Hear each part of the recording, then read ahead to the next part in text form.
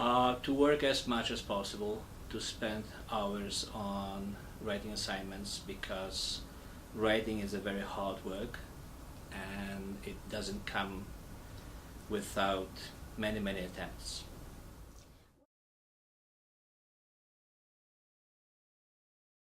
First, that writing doesn't come easy for anybody. Identify goals that you have to work on. I have students who, for example, whose goal is to grasp the idea of a complete sentence. So that for example, they don't just say a sentence and then they write something and then they put comma and move to the next idea without realizing that there is a connection between the idea and the sentence. So identify a goal, and if that goal is I have to learn what a complete sentence is, that's a great goal, and it will probably take you some time to write a complete sentence and to realize the connection between an idea and a sentence. If you think you have that basic sense of, okay, I know what a complete sentence is, then practice with your style. How can I make my sentence more complex, or how can I make my writing more fluid, right? How can I make these connections between sentences make more sense? And finally, I think the final goal for everyone is to feel that they have their voice in writing, and that is a long process. And I think that it does entail, I guess, thinking about what do I really want to say, and be aware that what you really want to say will probably come out in second or third draft and not in the first one. So write more than one draft.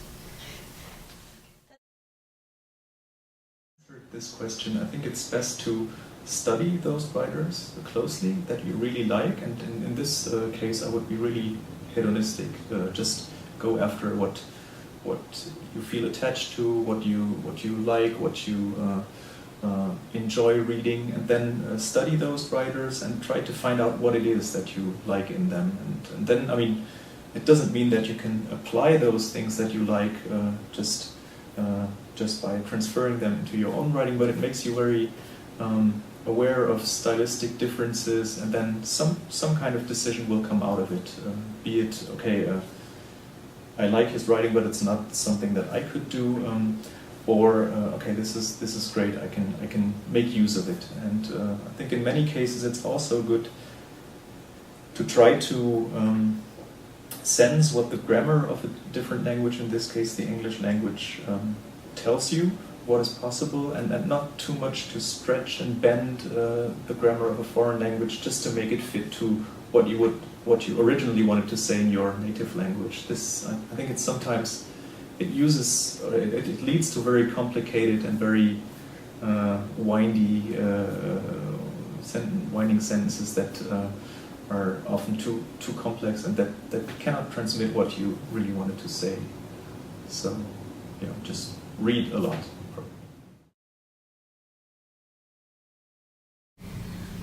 I like to think of writing as the visible tracks of the thought process. This is to say that when I sit down to write, I oftentimes don't have a fully formed sense of what it is I'm going to express. I have some ideas, but they're not all polished.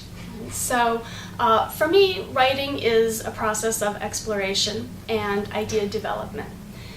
As a consequence of this, I find it important to sit down and begin my writing assignments in advance so that I have the opportunity to develop the thoughts.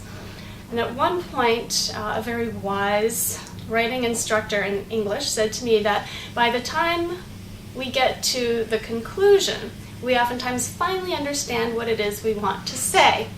And at that point, it's oftentimes helpful to go back to the beginning and make sure that the material preceding the conclusion actually corresponds to that key thought, which has finally emerged at the very end.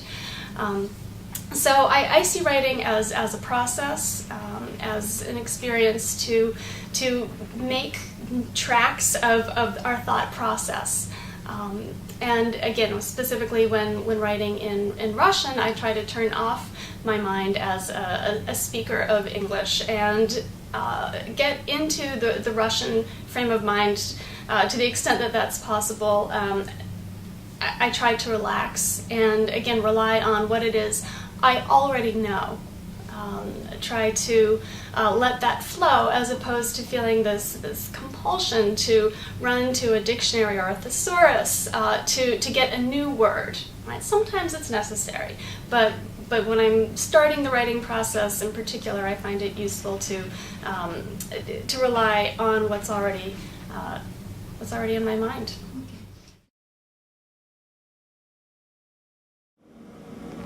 Patience.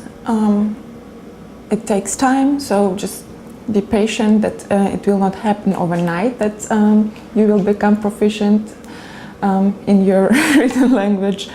So time, and you do need feedback from others. You can't do it on your own, even in your native language. You need a feedback to expand vocab, grammar, everything. Well, try to enjoy this process as well and be creative.